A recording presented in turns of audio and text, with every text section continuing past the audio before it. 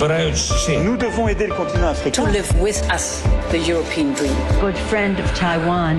Europe 1, bonjour. D'abord à 5h09, c'est votre revue de presse internationale. Sur Europe 1, nous sommes d'abord en Israël. Bonjour Ariane Ménage. Bonjour. Vous êtes à Jérusalem, Ariane, pour Europe 1. De quoi parle la presse israélienne ce matin ?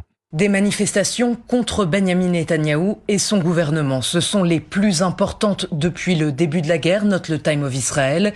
À Tel Aviv, puis à Jérusalem, 3 grands rassemblements en 3 jours, des affrontements avec la police et des manifestants qui campent toute la semaine devant le Parlement. La pression monte d'un cran, commente le Maariv. Pour la première fois depuis le 7 octobre, cette contestation est un défi pour Benyamin Netanyahou, ajoute le quotidien Haaretz. Après des mois de négociations indirectes avec le Hamas, sans succès, de nombreuses familles d'otages ont rejoint le mouvement.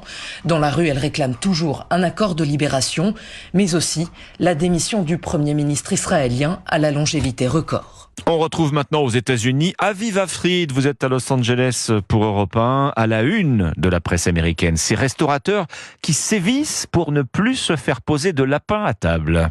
Les restaurants qui font payer les annulations de réservation, c'est la tendance sur laquelle se penchent les médias américains.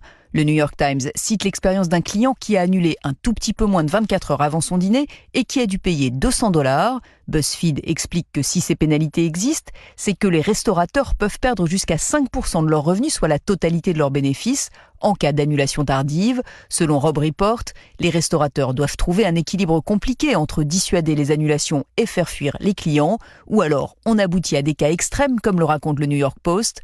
Un cuisinier de Boston est menacé de mort après avoir copieusement insulté sur les réseaux sociaux un client qui refusait de payer $250 pour avoir annulé sa réservation trop tard. Le quotidien précise que le client avait dû être hospitalisé d'urgence, mais le restaurateur lui a simplement dit qu'il n'y avait aucune exception à la règle. Dernière étape ce matin au Brésil avec le correspondant d'Europe 1, Jean-Claude Giresse. De quoi parlent les journaux brésiliens ? Du possible retour de Neymar au Santos FC, le club de ses débuts. L'espoir est permis selon le site UOL et expliquerait la présence ce dimanche de l'ancien attaquant du PSG sur la pelouse du club, quelques minutes avant le début de la finale du championnat de l'État de São Paulo face à Palmeiras, son meilleur ennemi.